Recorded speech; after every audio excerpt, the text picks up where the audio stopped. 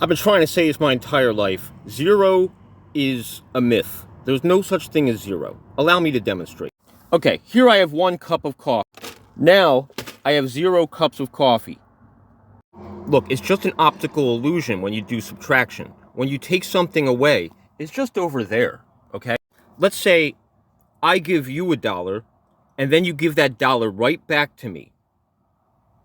You might be thinking, oh, I did plus $1 and then I did minus $1, now I do $0. No, not only is that dollar still here, but we just added $2 to the GDP.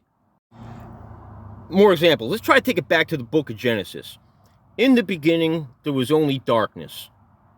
That's just the absence of light. You still don't have nothing.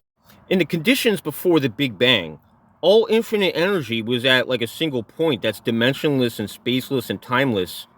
You don't have nothing. I believe the so-called Big Rip is impossible.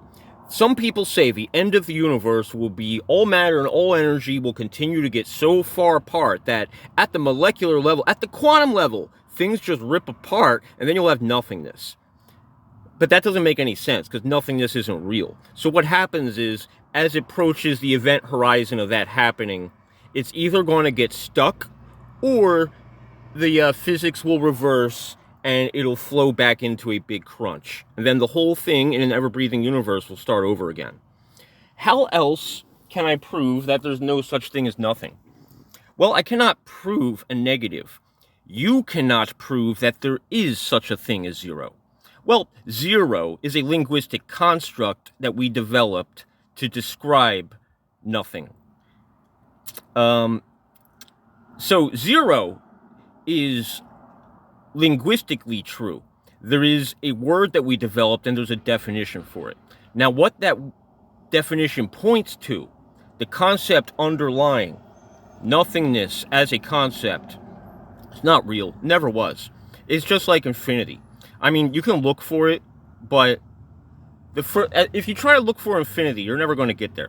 And if you try to look for nothingness, everywhere you look, there's going to become something.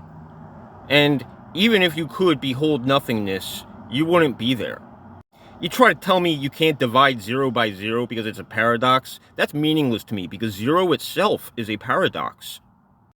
You try to tell me that if you do 0 plus 1 equals 1, that's meaningless. That 1 has already been there. You're just looking at the 1, and you're not doing anything. We can use mathematical models to express the idea of 0, but you can't find it out here. It doesn't fucking exist. Prove it.